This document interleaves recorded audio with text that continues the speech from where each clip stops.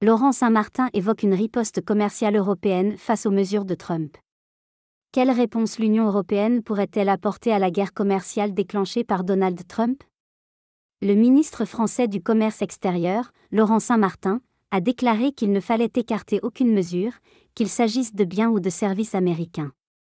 Avant une rencontre prévue avec ses homologues européens ce lundi 7 avril au Luxembourg, il a insisté sur l'importance d'activer l'ensemble des outils dont dispose l'UE, y compris ceux qui permettent des réponses fermes.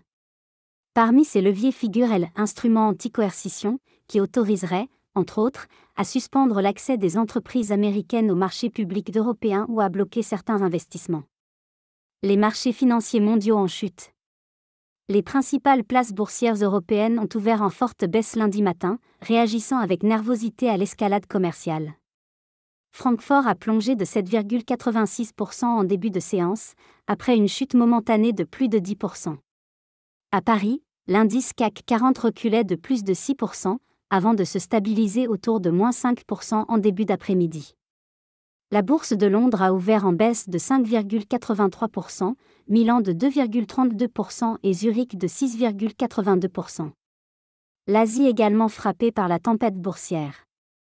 Les places asiatiques n'ont pas été épargnées. Tokyo a clôturé en recul de près de 8%, tandis que Séoul a cédé 5,6%. Sydney a terminé en baisse de 4,2%.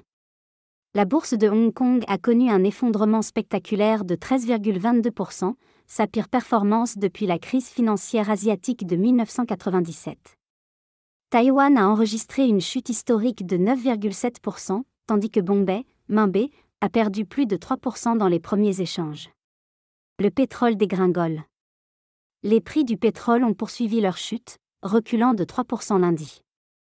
Le baril de WTI, West Texas Intermediate, référence aux États-Unis, est passé sous la barre des $60 pour la première fois depuis avril 2021.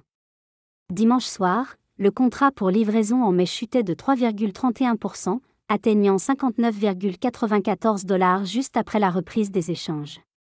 Trump reste ferme malgré la tourmente. Malgré les effets négatifs visibles sur les marchés mondiaux, Donald Trump s'est montré inflexible sur sa politique tarifaire. Son administration a assuré que plus de 50 pays avaient déjà contacté la Maison-Blanche pour entamer des discussions commerciales.